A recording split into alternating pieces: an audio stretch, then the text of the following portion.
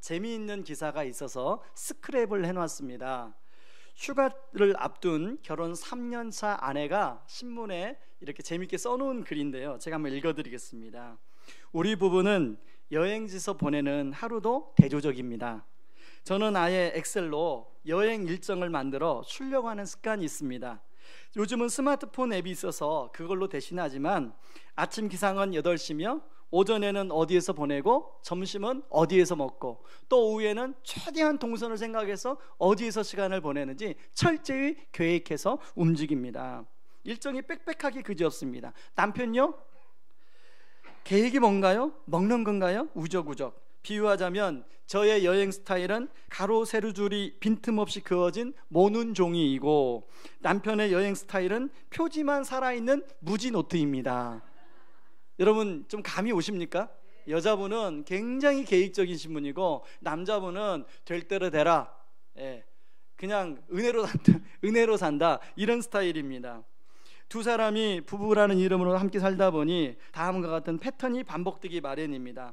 지난 여름과 지지난 여름의 슬픈 추억이 떠오릅니다. 남편 어디 가고 싶어? 물으면 남편이 웃으면서 대답합니다. 자기 좋은데 아무데나 가지?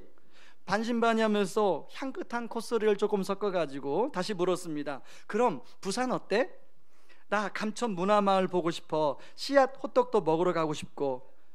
남편이 머리를 극적이기 시작했습니다. 그냥 동해나 아무나 가지 뭐. 저녁에 근처에서 회도 먹고 말이야. 혹시나 했는데 역시나였습니다. 저도 모르게 볼펜 소리가 터져 나왔습니다. 내가 좋은 곳 아무데나 간다며. 분란은 일으키기 싫은 남편이 눈치를 보다가 얼른 대답합니다. 알았어 해운대 가서 놀자. 우리 해운대 가서. 그런데 그 대답이 더 싫은 거 있죠. 불씨에 기름을 부었습니다. 저는 펑 폭발하고 말았습니다. 해운대 모래파대에서 또 잠만 자려고 그러지. 싫어. 난 국제시장 구경도 하고 씨앗 호떡에 밀면까지 다 먹고 올 거야. 혹시 이런 가정이 우리 교회 안에도 있죠? 그렇죠? 제가 부부의 예를 들었지만 많은 가정에서 이런 소소한 갈등들이 일어납니다. 이런 의견 차이로 인한 갈등이 꼭 부부관계만 일어나는 게 아니라 이러면 직장에서도 또 아는 친구끼리도 그리고 또 여러 교회 안에서 심지어는 봉사하는 예수님의 이름을 믿고 같이 봉사하는 이 부서 안에서도 이런 갈등이 일어납니다. 그런데 이런 갈등은요 사회적인 그런 갈등으로도 일어나는데요, 그 갈등 지수라는 게 있습니다. 우리나라가 그 갈등 지수가 얼마인가를 보니까 OECD 국가 중에 우리나라의 갈등 지수가 4위 내지 5위 정도 합니다.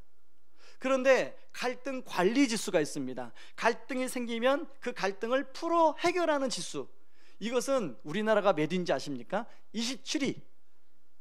그런데 이런 갈등 때문에 사회적으로 낭비되는 손실드는 비용이 계산해 보니까 약 300조 정도 된다고 하는 거예요. 여러분들은 워낙 돈이 많아서 그런 거 안 놀라시죠? 300조 정도. 이게 엄청난 손실이 되는 거예요, 갈등 때문에. 여러분, 가정 안에서 부부 사이의 갈등 때문에 필요 없는 에너지가 나가는 비용을 따지면 그것도 어마어마할 것입니다. 오늘 본문에도 바울과 바나바와 의견 차이를 보느며 갈등이 일어나는 내용이 나와요. 우리 37절과 41절 같이 한번 읽어봅니다. 37절부터 읽습니다. 바나바는 마가라는 요한도 데리고 가자 하나 바울은 밤빌리아에서 자기들을 떠나 함께 일하러 가지 아니한 자를 데리고 가는 것이 옳지 않다 하여 서로 심히 다투어 피차 갈라서니 바나바는 마가를 데리고 배 타고 구브로로 가고 바울은 실라를 택한 후에 형제들에게 주의 은혜에 부탁함을 받고 떠나 수리아와 길리기아로 다니며 교회들을 견고하게 하니라. 1차 전도여행을 잘 마친 바울과 바나바가 이제 2차 전도여행을 앞두고 마가를 데리고 갈 것인지 아니면 데리고 가지 않을 것인지를 가지고 서로 다툼이 일어나고 있는 거예요.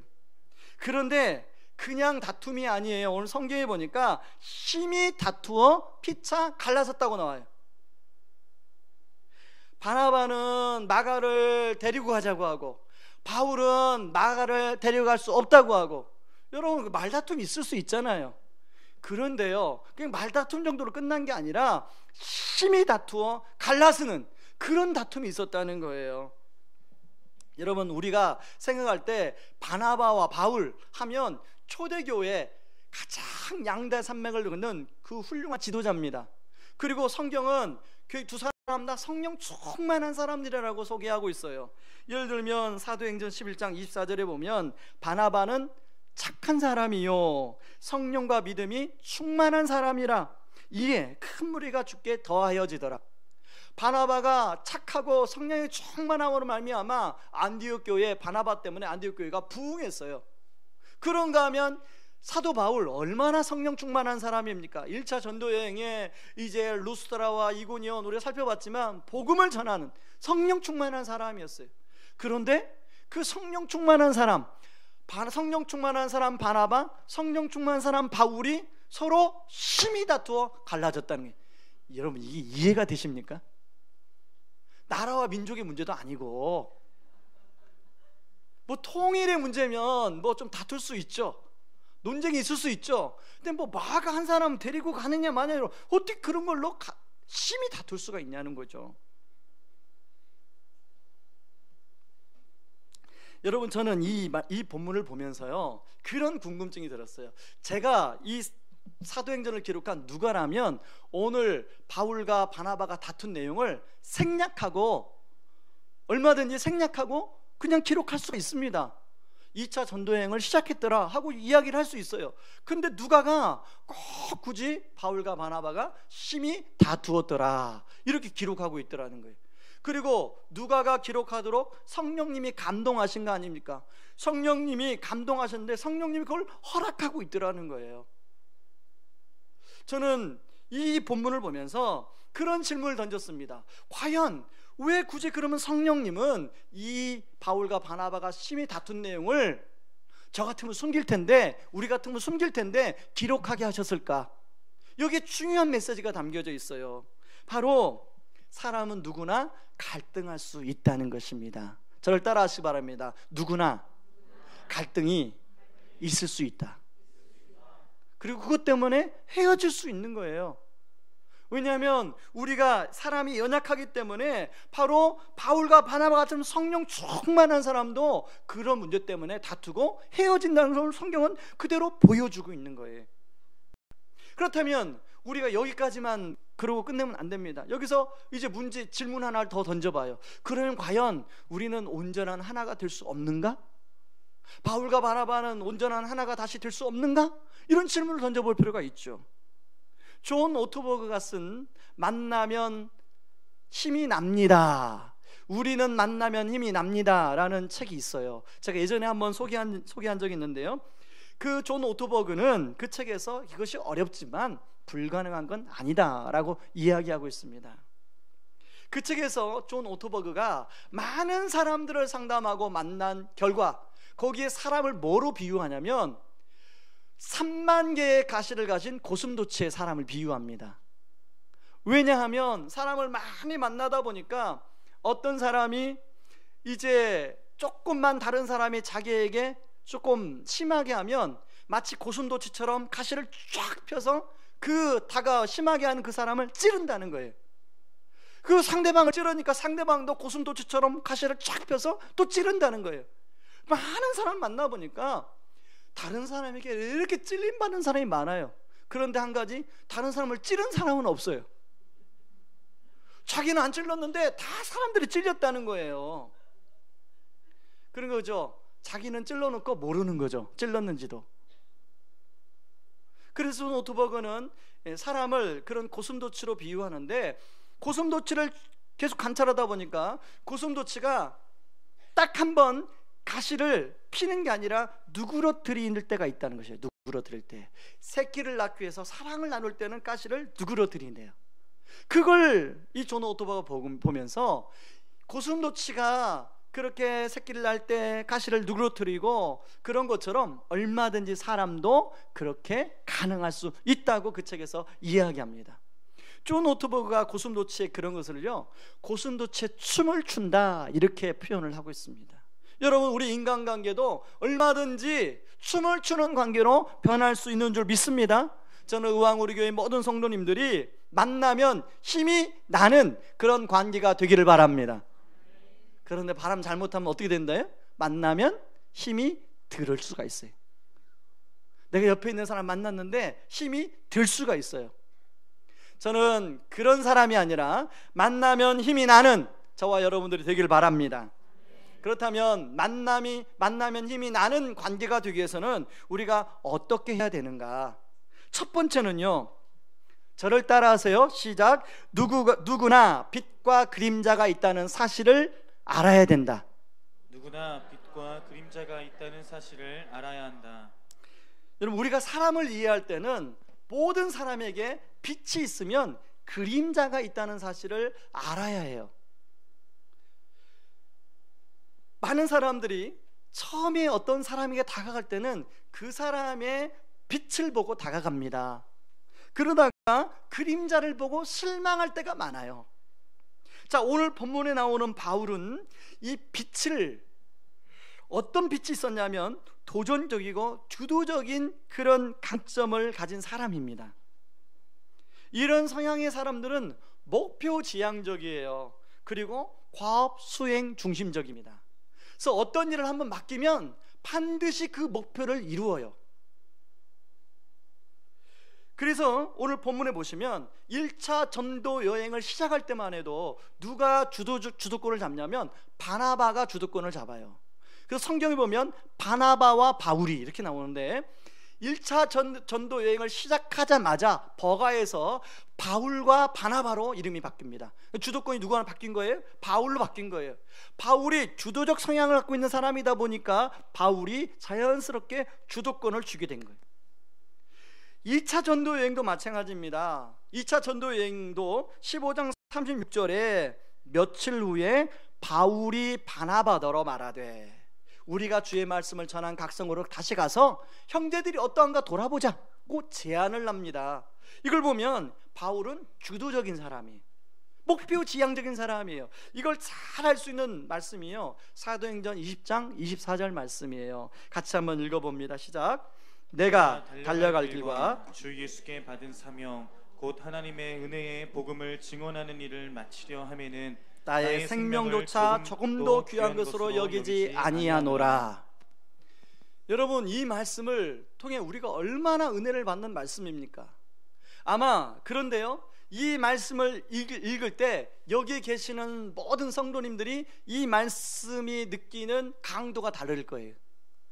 목표 지향적이고 주도적인 성향의 사람들은 이 말씀이 그냥 아멘, 그냥 다가올 거예요. 아멘, 당연히 이렇게 살아야지. 사람이 한번 목표가 주어졌으면 반드시 목숨을 다해서 그 목표를 이루는 게 당연한 거 아니에요? 그런데 어떤 분들한테는 이 말씀이 좀 부담스러워요. 그럴 수 있죠? 계시죠? 여기 우리 아이 좀 반응을 좀 보여주세요. 계시죠? 예, 본인이 그러시면 네라고 대답을 해주세요. 하나님께 맡겨주신 사명을 반드시 수행하고자 하는 바울의 비장함이 묻어 있는데요, 이건 저에게 적용하면 저는 좀 부담스럽습니다. 저는 바울과 같은 성향이 아니거든요. 그러나 이런 말씀을 들으면 저는 도전을 받아요. 자, 이런 성향의 분들의 그림자가 있어요. 목표 지향적이고 과업 수액 중심적이지만 관계 지향적인 건 아니에요. 사람 중심적이지는 않습니다. 그래서 2차 전도 여행 때 바나바가 우리 마가를 다시 데리고 가자 그랬더니 바울이 뭐라고 그래요? 한 번 아닌 사람은 아니에요. 어때요? 그런 성향에 가진 분들 그 동의가 좀 되시죠? 예. 이 바울은 마가를 그 1차 전도 여행 때 그 버가에서 자신들을 버리고 간 마가 한번 그런 사람 어떻게 데리고 갈 수? 아니야. 그런데요, 바나바는 또 데리고 가자 그러고 바울은 데리고 가지 말자 그러고. 여러분, 바울 같은 사람은요, 내가 차라리 그런 마가를 데려가면 당신 따로 가고 나 따로 가, 이런 사람이에요. 오늘 그렇잖아요, 본문에서. 여러분, 바울과 바나바는요, 이게 환상의 조합 아닙니까? 환상의 조합. 저는 바울과 바나바를 묵상할 때마다 저는 이찬수 목사님과 저를 이렇게 대입을 해봅니다. 이찬수 목사님은 성향적으로 지금은 굉장히 이렇게 모든 성향을 아우르는 성향을 가지고 계신데 원래의 성향은 바울의 성향이 많으신 분이에요. 그래서 항상 우리 교역자들을 부교역자로 있을 때 주도적으로 이끌 거예요. 그러면 그 밑에 있는 사람들이 어떨까요? 따라가기가 힘들고 버거워요. 제가 2004년도에 교회에 부임을 했는데 그때가 교회가 1200명이었습니다. 그런데 매년마다 1000명씩 늘었어요, 교회가. 그러면 1000명씩 성도들이 된다는 것은 모든 시스템을 새롭게 바꿔야 된다는 거예요. 그러면 그 밑에 있는 교역자들이 어떨까요? 굉장히 힘들어요. 완전히 시스템을 처음부터 하나하나 다 바꿔야 돼, 매년마다. 그걸 따라가기가 얼마나 버거웠을까, 힘들어요.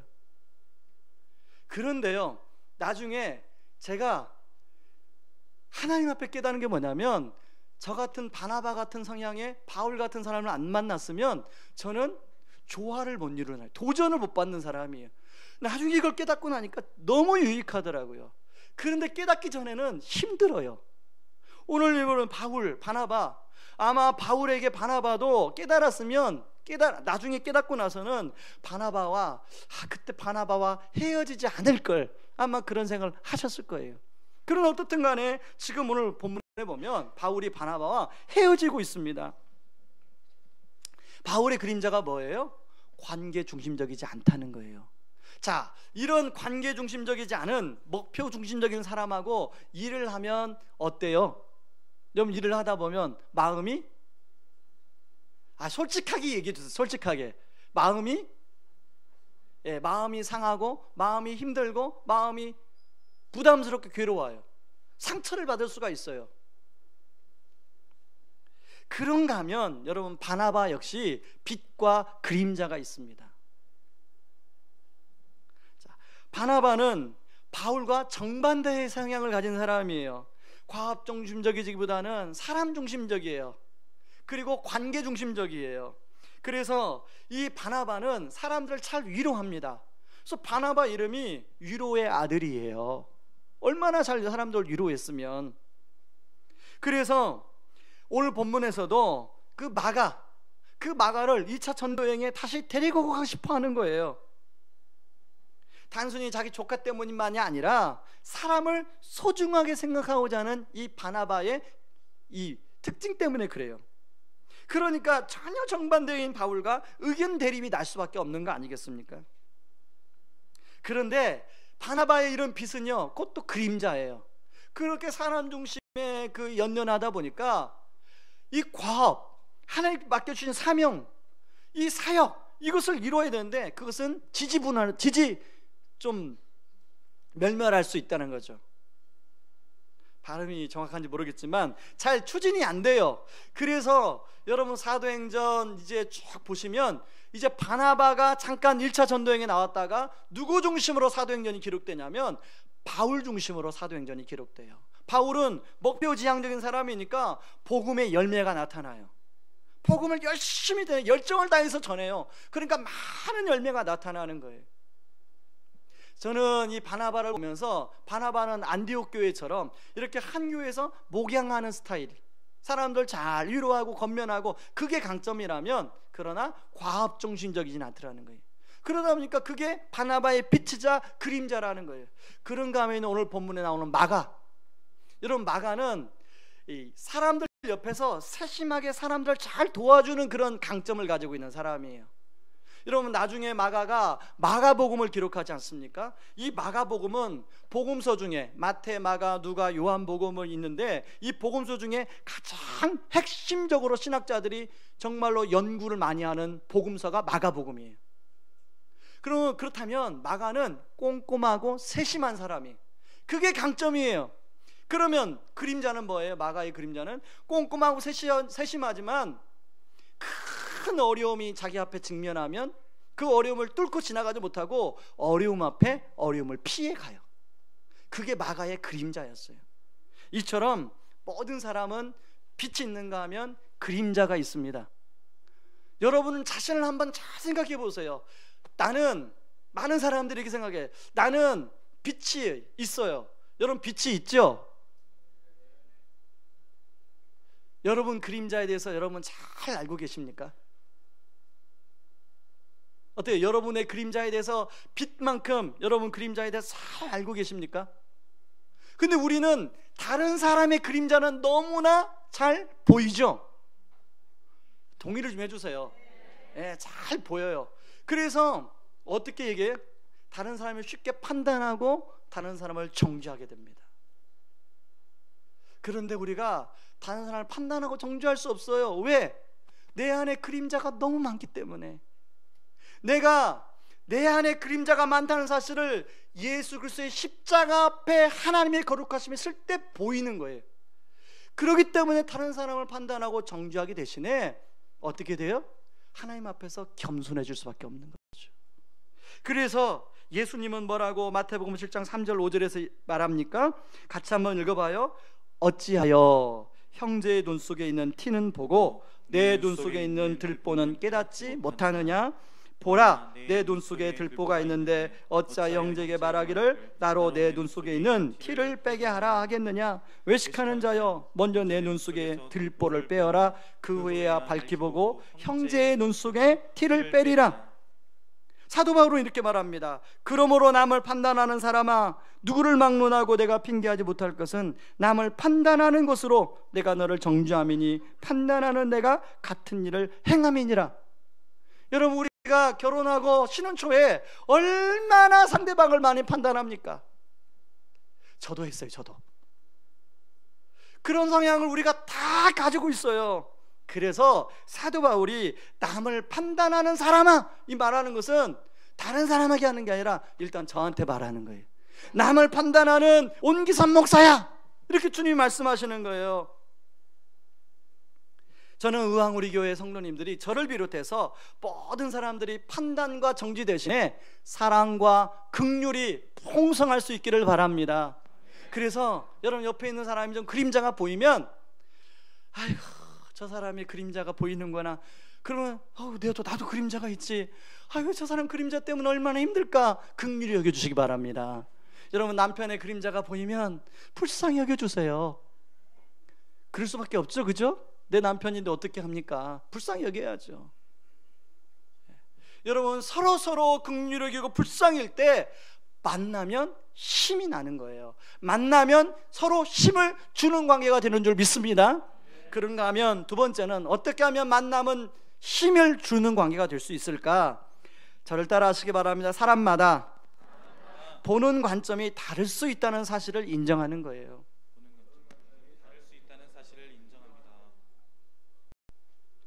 여러분 바울이 이제 몸에 풍토병이 걸리고 타우루스 산맥이 높은 타우루스 산맥이 앞을 가로막고 있어요. 그리고 160km를 통과해야만이 비시디아 안디옥에 가요. 자, 바울은 그 높이 솟은 타우루스 산맥, 자기 몸의 풍토병, 이건요 과업을 수행하기 위한 장애물이에요. 여러분 바울 같은 사람은 그런 장애물을 만나잖아요. 의욕이 막 생겨요. 안 그래?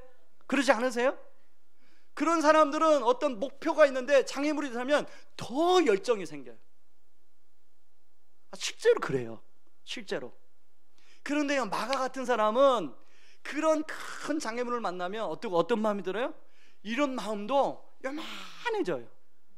그래서 피하고 싶어요. 보는 관점이 다른 거예요.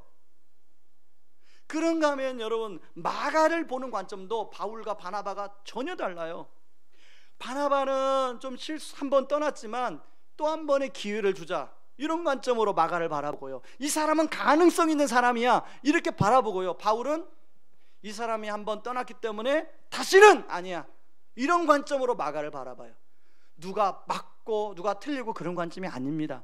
보는 관점이 다른 거예요.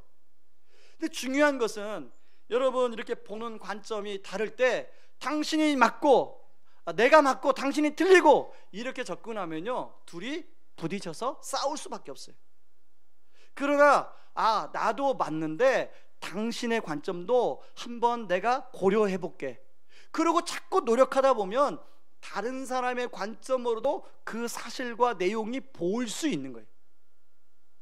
여러분 카메라 렌즈에 보면 광각 렌즈라는 게 있습니다. 광각 렌즈. 광각 렌즈는 어떤 렌즈냐면 일반 렌즈는 카메라가 찍는 시야가 좁아요.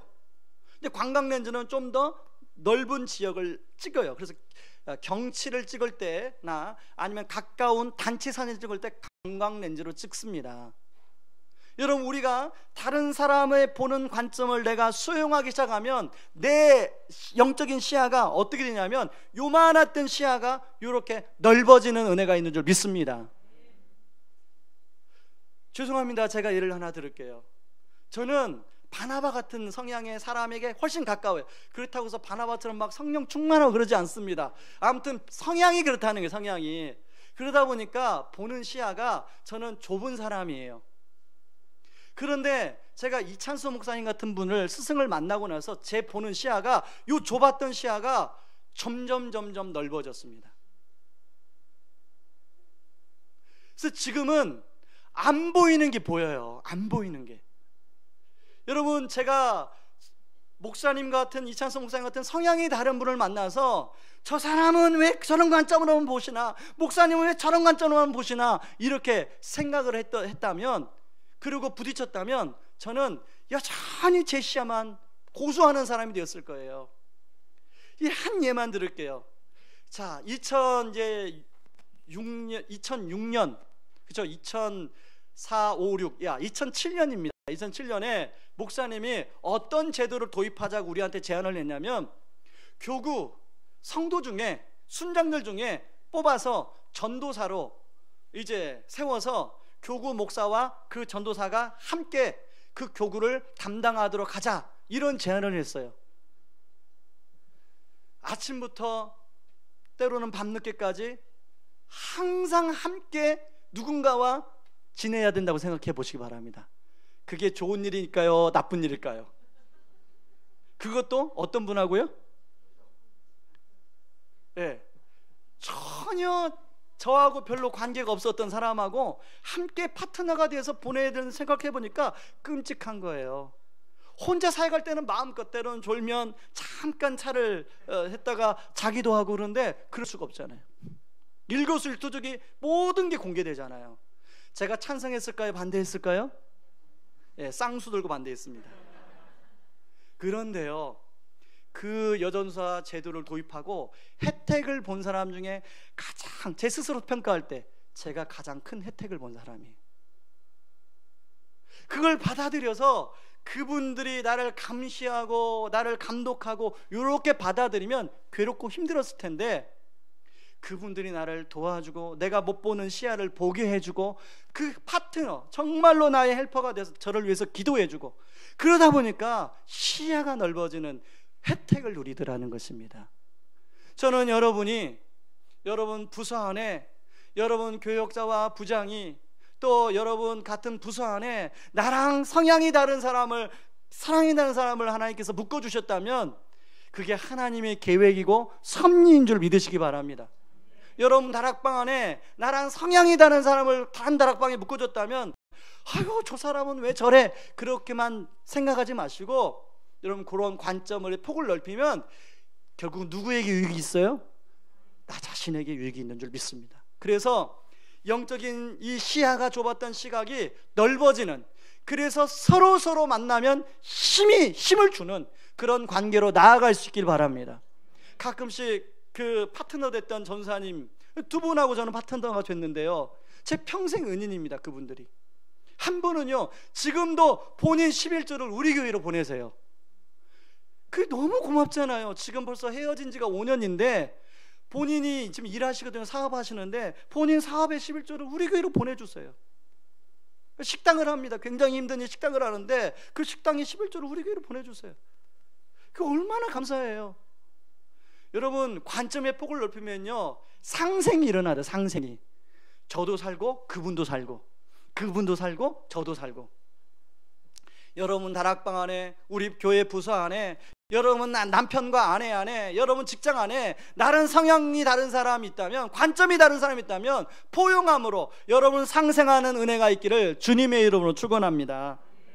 그런가 하면 세 번째요, 어떻게 하면 우리가 만나면 힘을 나는, 힘을 주는 그런 관계가 될 수 있을까요? 서로 인정하고 존중할 때 하나가 된다는 사실입니다. 다른 사람을 인정하는 것은 좀 될 수 있는데요, 존중하는 건 진짜 어려워요.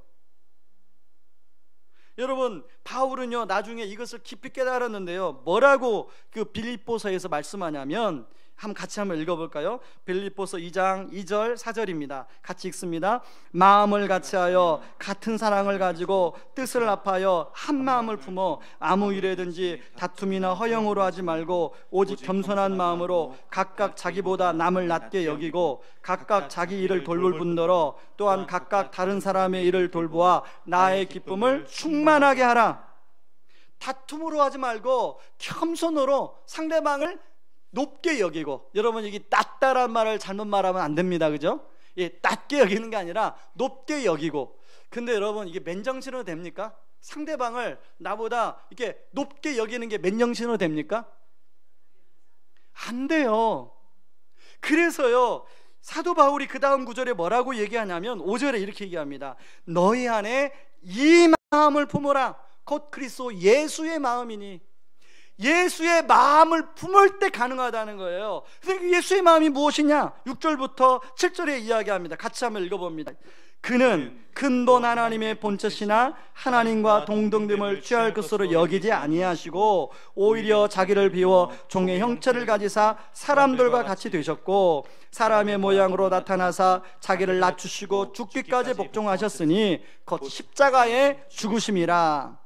예수님이 우리 구원을 위해서 하늘 영광 보좌 버리고 이 땅에 오셨는데, 그것을 바울은 3단계에 거쳐서 낮아지심을 설명하고 있습니다. 하나는 하나님과 똑같은 분인데 인간이 되는 낮아짐. 이거 굉장히 어렵지 않습니까? 여러분, 우리 나름대로 우리 교회가 다양한 배경에 있는 분이 계셔요. 어떤 분은 가방끈이 긴 분도 있고 어떤 분은 가방끈이 그렇게 길지 않는 분도 계시고. 그런데요 여러분, 가방끈이 긴 분이 가방끈이 길지 않은 그런 분들하고 하나가 된다는 건 쉬운 일이 아니에요. 낮아져야만이 가능한 거예요. 그런가 하면 어떤 분은 좀 경제적으로 여유가 있는 분이 계시는가 하면 어떤 분은 경제적으로 여유가 없어요. 그런 분들이 하나가 되려면 낮아져야 되는데, 어떻게 해보니까 낮아지는 게 어렵습니까? 쉽습니까? 다시 묻습니다. 낮아지는 게 어려워요? 쉬워요? 어려워요. 그런데 하나님이신 그분이 우리 사람처럼 낮아지셨다는 거예요. 그런데 그렇게만 낮아진 게 아니에요. 고관대작의 아들로 태어날 수 있는데 그렇게 태어나지 않으시고 가장 그 당시에 평민 목수의 아들로 태어났어요. 그 두 번째 낮아지심. 그래서 세 번째 그걸로 끝나는 게 아니라 십자가에, 그 당시에 가장 극형인 십자가라는 죽음에 자기 목숨을 내어주는 낮아지심, 다른 사람 앞에 다 저주를 받는 죽음을 당하시는 예수님의 낮아지심을 말씀하고 있더라는 거예요. 그게 바로 예수의 마음을 품는 거라는 거예요. 다시 말합니다. 어떤 게 예수의 마음을 품는 거예요? 한 번 낮아지는 것이 아니라 낮아지고 또 낮아지고 또 낮아지는 것, 그게 바로 예수의 마음을 품는 거예요. 저는 의왕 우리 교회 성도님들이 낮아지고 낮아지는 은혜가 있기를 바랍니다. 때로는 태어날 때부터 본인은 그렇지 않은데 다른 사람이 눈에 볼 때 그냥 저 사람은 뭐가 있는 것 같다, 그렇게 보여지는 분이 계세요. 여러분, 그렇게 조직생활 하다 보면 저분이 분명히 뭐가 있는 것 같다 이렇게 포스가 좀 느껴지는 분이 계시죠? 좀 공감을 하세요. 있잖아요. 그런 분일수록 조심해야 됩니다. 포스가 느껴지는 분일수록 낮아져야 돼요. 인간적인 포스가 드러나면 안 되고, 어떤 포스가 드러내냐면 예수 그리스도의 포스가 드러나야 돼요. 그럴 때 어떤 사람이 돼요? 우리가 만나면 힘을 줄 수 있는, 만나면 힘이 나는 그런 관계가 정립될 수 있다는 거예요. 저는 우리 성도님들의 가정이 남편과 아내가 낮아지는 관계까지 나아갈 수 있기 바랍니다. 그것은 당연히 저의 가정부터, 당연히 저부터 해야겠죠. 목사가 가정 안에서 낮아지고 장로님이 가정 안에서 낮아지고 권사님이 가정 안에서 낮아지고 예, 그래서 세 번째 나오니까 드디어 아멘이 나오네요. 여러분, 우리 찬양팀 안에서, 그리고 주차부 안에서, 식당 봉사부 안에서, 찬양대 안에서, 각 모든 교회 봉사 안에서 낮아지고 그럴 때 예수 그리스도의 마음이 품어지는 거예요. 그럴 때 많은 사람들이 그 봉사 부서에 가서 서로 봉사하고 싶은 거예요. 여러분, 여러분이 섬기는 봉사부서에 막 경쟁률이 높은 봉사부서가 되길 바랍니다. 성도님들이 나 저 봉사부서 가서 들어가고 싶어. 왜? 그 봉사부서 들어가면 만나면 힘이 나니까. 저부터 그런 사람이 돼야겠죠. 그래서 저도 기도 제목인 거예요. 어떻게 가능해요? 예수 그리스도의 마음을 품을 때 가능한 줄 믿습니다. 여러분, 바울이요, 나중에 깨달았어요. 바울이 나중에 깨닫고 자기가 잘못 판단한 걸 알았어요. 예수님의 마음을 품어보니까 마가라는 사람이 정말로 능력이 보이는 거예요. 그래서 디모데후서 4장 10절 11절에 뭐라고 얘기합니까? 바울이 같이 한번 읽어봅니다. 데마는 이 세상을 사랑하여 나를 버리고 데살로니가로 갔고, 그레스게는 갈라디아로, 디도는 달마디아로 갔고, 11절 누가만 나와 함께 있느니라. 내가 올 때에 마가를 데리고 오라. 그가 나의 일에 유익하니라. 그렇게 싫었던 마가, 이제 예수님의 마음을 품어보니까 마가의 강점이 보이는 거예요. 마가가 자기 사역에 정말로 필요한 사람이라는 걸 느껴지는 거예요. 그래서 뭐라고 얘기해요? 디모데한테 마가를 데리고 와라. 나의 일에 유익한 사람이다. 여러분, 우리가 그렇게 되기를 원합니다. 우리가 예수님의 마음을 완전히 품음으로 말미암아 나랑 성향이 같은 마가, 나랑 성향이 같은 바나바, 나랑 성향이 다른 바울, 이런 사람들도 내가 포용하고 수용함으로 그들을 존중하고 그들과 함께 하나님 나라를 세워가는 은혜가 있기를 주님의 이름으로 축원합니다. 우리 이 시간에 같이 찬양하며 기도할 텐데요, 여러분, 만나면 힘이 되는, 만나면 힘을 주는 그 관계 그냥 쉽게 이루어지지 않습니다. 주님 마음 품을 때 가능합니다. 그래서 이 시간에 우리가 찬양할 때 주님 마음 내게 주소서, 주님 마음 내게 주소서, 주님 마음 내게 주소서, 간절한 마음으로 우리 찬양하며 나아가길 원합니다. 보소서 주님, 나의 마음을 같이 찬양하며 나아갑니다. 보소서 주님, 나의 마음을 선한 것 하나 없습니다.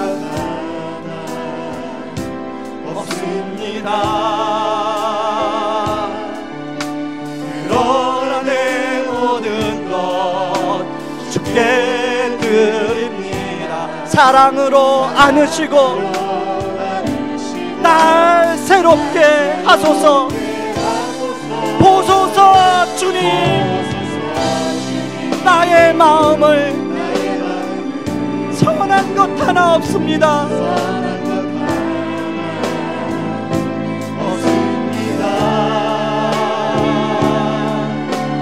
그러나 내 모든 것 주께 드립니다. 사랑으로 안으시고 날 새롭게 하소서. 주님 마음 내게 주소서. 내 아버지 주님 마음 내게 주소서. 내게 주소서. 나를 향하신 주님의 뜻이 이루어지도록 주님 마음, 한 번 더 주님 마음 내게 주소서. 주님 마음 내게 주소서. 내 아버지 주님 마음 내게 주소서. 나를 향하신 주님의 뜻이 이루어지도록 주님 마음 내게 주소서.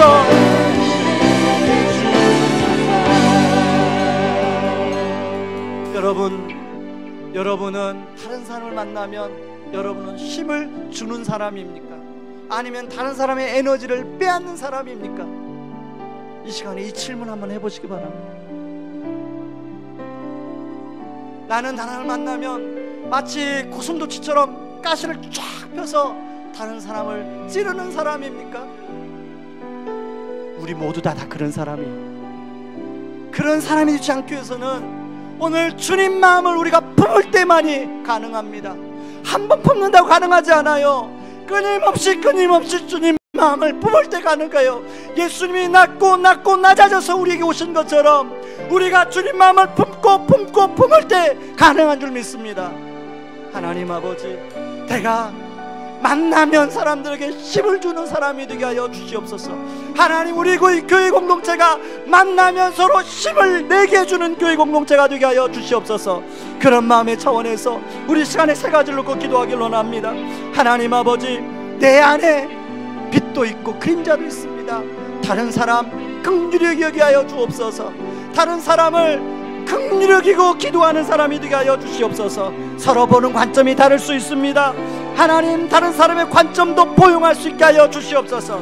예수님의 마음을 품어 한 사람을 존중하며 섬기게 하여 주시옵소서. 우리 같이 기도하며 나아갑니다. 기도하겠습니다.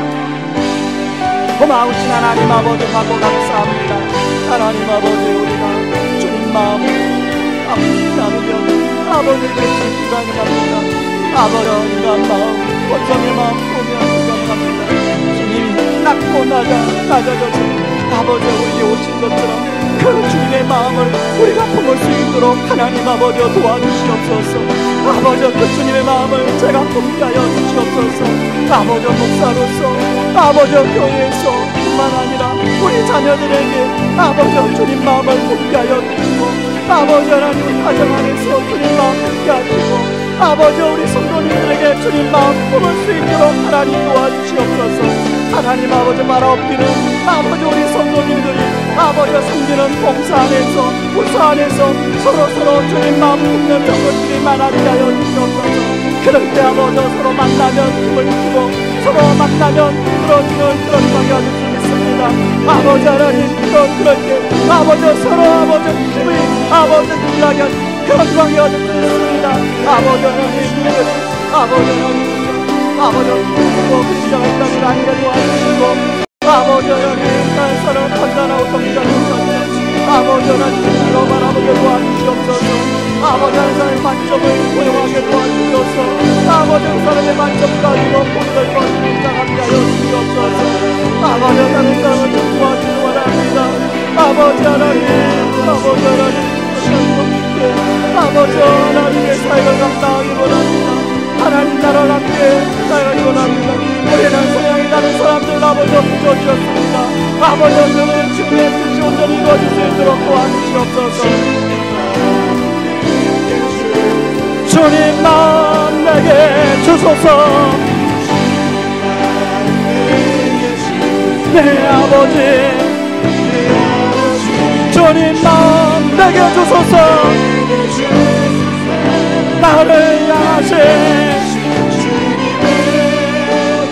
이루어지도록 주님만 내게 주소서. 주님만 내게 주소서. 내 아버지, 주님만 내게 주소서. 나를 향하신 이루어지도록 주님만 내게 주소서. 내게 사랑을 가르치소서.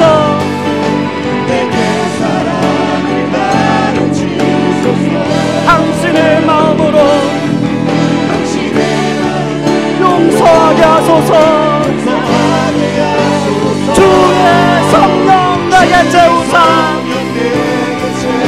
주의 길 가게 하소서. 주님 당신 마음 주소서. 주님 마음 내게 주소서. 내 아버지, 주님 마음 내게 주소서.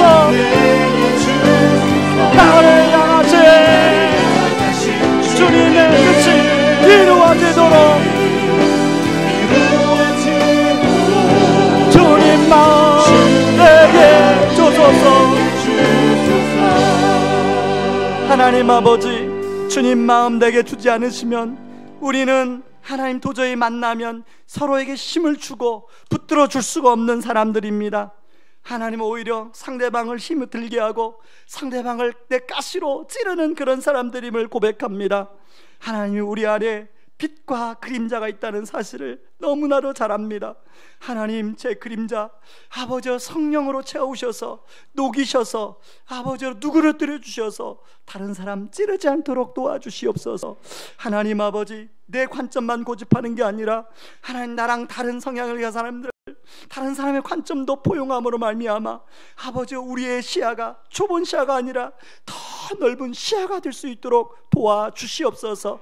하나님 아버지, 다른 사람 나보다 높게 여기는 것 어렵습니다. 주님 마음 갖지 않으면, 주님 마음 주지 않으시면 어렵습니다. 주님이 하늘 영광 보좌버리고 이 땅에 오신 것 낮아지고 낮아지셔서 아버지 우리를 구원해 주신 것처럼 아버지 우리도 주님 마음 품고 품어 하나님 우리가 다른 사람을 존중할 수 있도록 도와주시옵소서. 그럴 때 만나면 힘이 나는 관계, 만나면 힘을 주는 관계, 만나면 힘을 붙들어주는 그런 관계가 될 줄 믿습니다. 우왕우리교회 모든 성도님들이 우왕우리교회가 그런 관계로 나아갈 수 있도록 도와주시옵소서.